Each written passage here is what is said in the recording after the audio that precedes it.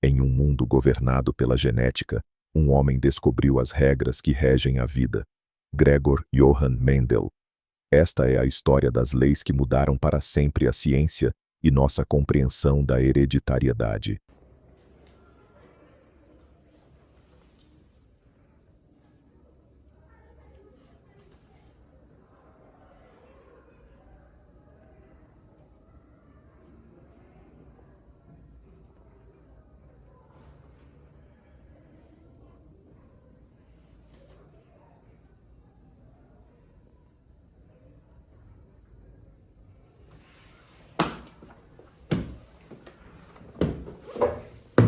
Preciso saber mais sobre isso.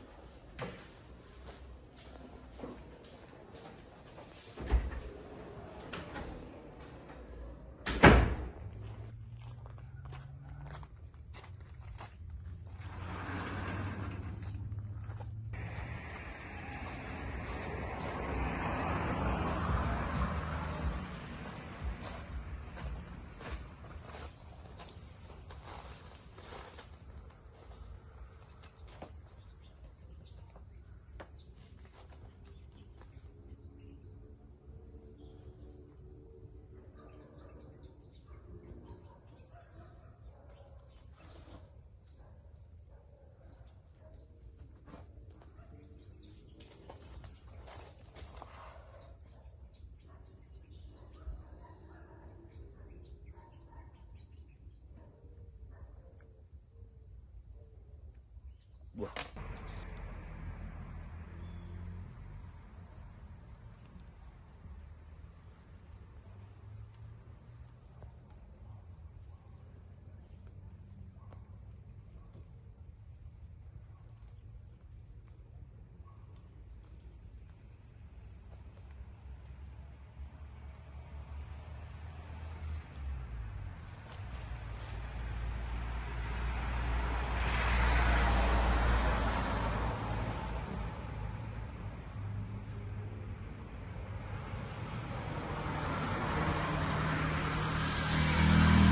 Funciona essa incrível transmissão de características aqui neste vídeo.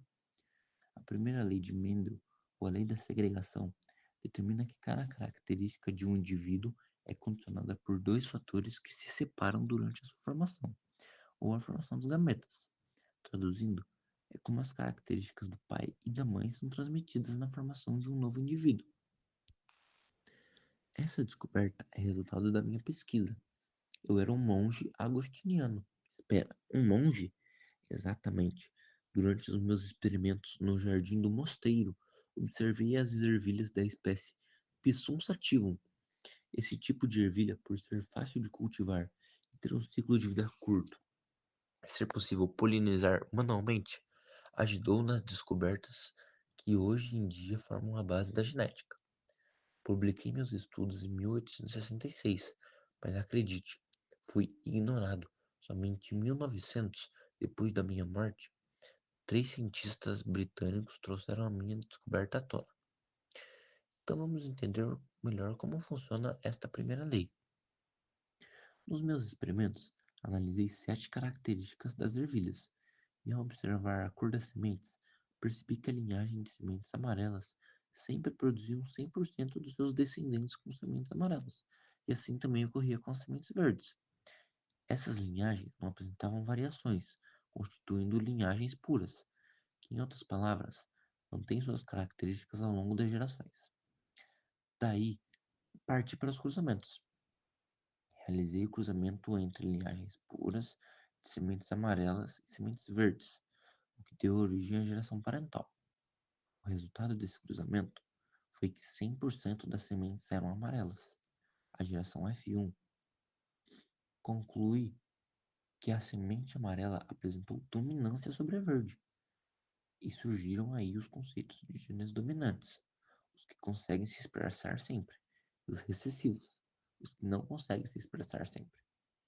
Então, com a geração F1, de todas as sementes amarelas, foi realizada a autofecundação entre elas, e o resultado da geração F2 foi o surgimento novamente de sementes verdes.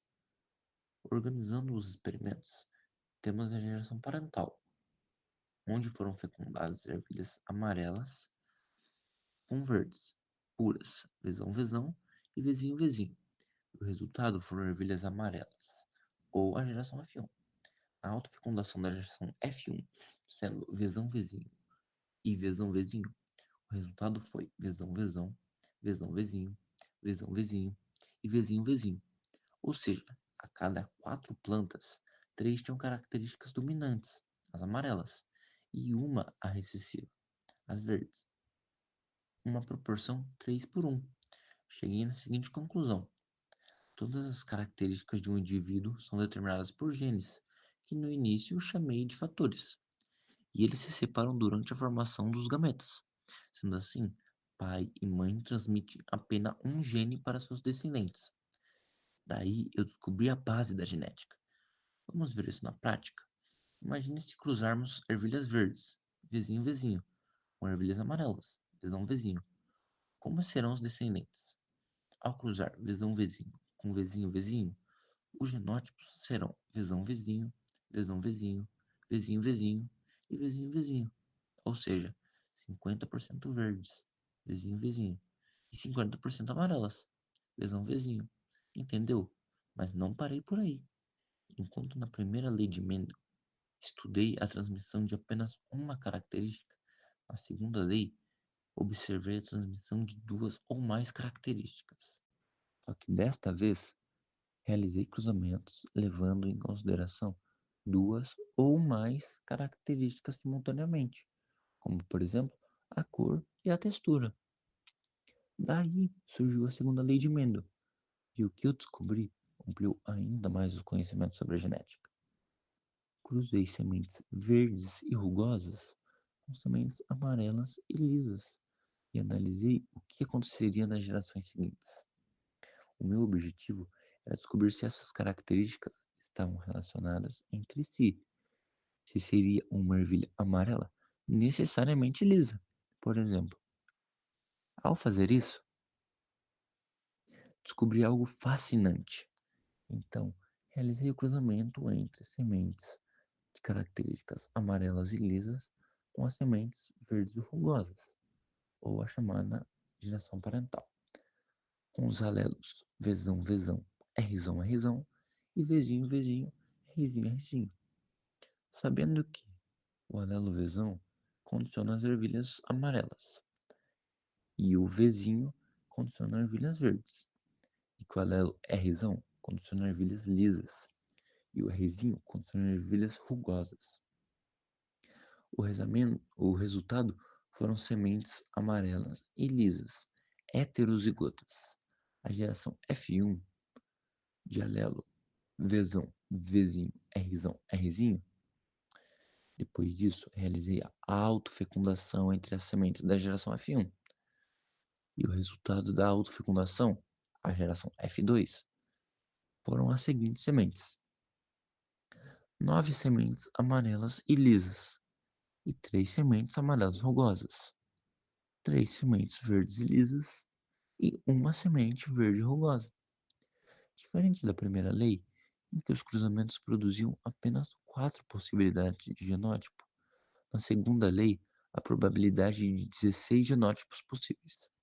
E quanto maior for o número de características, maior será a variedade dos genótipos possíveis. Com isso, concluí que os fatores se segregam de maneira autônoma, ou seja, a herança da cor era independente da herança de textura. Desta forma, a cor da semente não determinava sua textura e vice-versa. Por isso mesmo, a segunda lei de Mendel também pode ser chamada de lei da segregação independente, entendeu? Após anos de meticulosos experimentos com plantas de ervilha, Gregor Mendel formulou leis que desvendavam os padrões invisíveis da hereditariedade, um avanço revolucionário para a ciência. Convencido da relevância de suas descobertas, Mendel enviou seus trabalhos a Charles Darwin. No entanto, sua correspondência foi ignorada. Bom dia, meu nome é Ana, eu estou aqui no mosteiro na Áustria e estou fazendo uma pesquisa junto com o pessoal do Brasil para comprovar os estudos de Mendel. Mendel fez seus estudos usando ervilhas porque era mais fácil de observar o crescimento. As suas ideias foram inicialmente ignoradas porque na época era muito usado o lamarckismo e acreditava muito nisso. E ele usava termos matemáticos, o que fez que o povo desacreditasse dele. Ao longo dos anos, nós descobrimos algumas variações das leis de Mendel. Dentre elas, a dominância incompleta é quando o alelo dominante não domina completamente sobre o recessivo, e o heterozigoto fica intermediário. Por exemplo, as flores dama da noite. Quando a vermelha e a branca se misturam, sai uma flor rosa. A codominância é quando ambos alelos se expressam simultaneamente de forma independente no heterozigoto. Por exemplo, as vacas, quando uma vaca branca cruza com uma vaca marrom, sai uma vaca mesclada. Alelos múltiplos são quando mais de 2 alelos possíveis para um único gene na população, embora cada indivíduo tenha apenas 2. Exemplo, sistema BO, alelos isão A, isão B e izinho. Possíveis genótipos, isão A, isão A, isão A, izinho, isão B, isão B, isão B, izinho, isão A, izinho, izinho. Genes letais é quando certos alelos podem causar morte do embrião ou organismo quando está em homozigose. Exemplo, camundongos amarelos. Genótipos azão, azão, homozigoto é letal. Genótipos azão, azinho, amarelo e azinho, azinho, normal são viáveis. Resultado esperado, 3:1 vira 2:1. Heranças ligadas ao sexo. Genes localizados no cromossomos sexuais, principalmente no X. Exemplo, daltonismo, hemofilia. Mais comum em homens, XY, pois não tem o segundo X para compensar. Bom dia, eu sou a cientista Yasmin. Estou mantendo contato com a minha colega cientista Ana, que está lá no mosteiro da Áustria, e vou falar um pouco mais sobre o assunto. Bom, 3 cientistas redescobriram os mesmos padrões de herança, sendo eles Hugo de Vries, Carl Correns e Erich von Teschmark. Após essa redescoberta, os cientistas começaram a testar e comprovar as leis de Mendel em outras plantas e animais. O termo gene foi criado e anos depois descobriu-se o DNA como material genético. As ideias de Mendel foram a primeira explicação científica e lógica de como as características são passadas de pais para filhos. Tudo o que sabemos hoje sobre genes, DNA, hereditariedade e doenças genéticas começam com ele. Assim, suas ideias se tornaram a base da genética moderna. Bom dia a todos, eu sou a cientista Giovana, estou supervisionando o trabalho das meninas e hoje eu vim falar um pouquinho sobre por que as leis de Mendel são tão importantes na ciência moderna.